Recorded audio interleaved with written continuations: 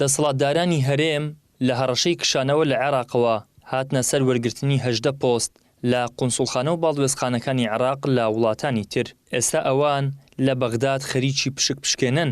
پارتی دە باڵوێز و یەکێتیش 8 باڵوێزی لە وەزارەتی دەرەوەی عێراق وەرگرت. ئەسڵەن شتێک نییە بە ناوی کێشە لە نێوان دەسەڵاتدارانی هەرێم و بەغدا. هەر دوێنێ و پێرێک کاکەجان کۆمەڵێک پۆستیان وەرگرت کە دابەشیان کرد لە نێوانی خۆیان. ئەی ئەوانەی کە لە پەرلەمانی عێراقن وەکو کورد، ئەی ئەو حیزبانەی کە لەوێن بەشیوانیاندا کەواتە لێرەدا ئەوانە ئەوەی کە بۆ خۆیان باش بێ، ئەوەی کە بۆ خۆیان چاک بێ، ئەوەی کە بۆ خۆیان بێ گرفتیان لەگەڵ عێراق نییە، هیچ مشکلێکیان نییە. مەحاشیش هەیەنی ئەوان لایەن گرنگ نییە. ئەسڵەن بەرسیکردنی خەڵکە، بەرپرسەکان، وەزیرەکان، پەرلەمانتارەکان، جێشێک لە خەڵکیان لەوەیە، لە بەڕێوەبەر و لە مستەشار و لە هەرچی سەربازی هەیە موچەی خۆیان لەوێ وەردەگرن. باشە هیچ گرفتێکیان لەگەڵ عێراق نییە. زۆر جار پارتی و یەکێتی لە کاتی تەنیایی و لاوازیاندا بانگەشەی یەکڕیزی دەکەن لە بەغداد، بەڵام لە کاتی دابەشکردنی کێچی دەسەڵات و پۆستەکاندا یەکڕیزی بیردەچێتەوە.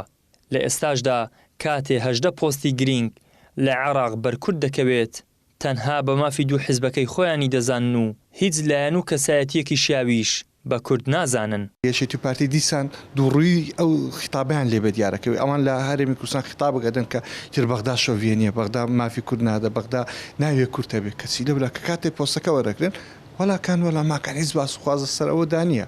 تر بەغدا پیاوێکی شەریف و ساڵخۆ و بابەتەیە. پاشانیش کە دێنەوە هەرێمی کوردستان دیسان ئەو زمانە دەست پێەکەنەوە. زۆر جار باسی ئەوە ئەکرێت کە پێویستە ئێمە یەکڕیز بین، ئێمە لە خەبات و لە تێکۆشان و بابەتە، یعنی ئەو کاتێ ئەو مەسەڵاتانە بەکاردێن. بەڵام لە ئەمری واقع کە سەلەوانەیە لای لە حزبەکەی تویانی من ئفلاتۆن هەبێ لە ڕووی سیاسی و لە ڕووی فکری معریفیەوە، بەڵام فلوسی سوستاناکە لایوان چونکە 2001 پارتی نییە. یعنی ئەوەی پێ ئەڵێن کە یەکڕێزی و تەبایە و شتانە هەمووی بەلاوە دێنێن.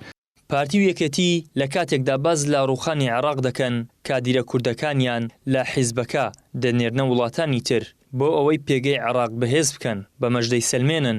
لێدوان و هەڕەشەکانیان بەرامبەر بابڕینی موچە هیچ نییە جگە لە خەڵەتاندن و چاواشەکردنی موچەخۆرانی هەرێم. تا هەمیشە ئەمان لە چاوەڕوانی چارەسەری کێشەی موچە و ئەوانیش لە چاوەڕوانی وەرگرتنی پۆستی زیاتردا بمێننەوە. ئیدریس محەممەد، کەناڵی ئاسمانی پەیام، هەولێر.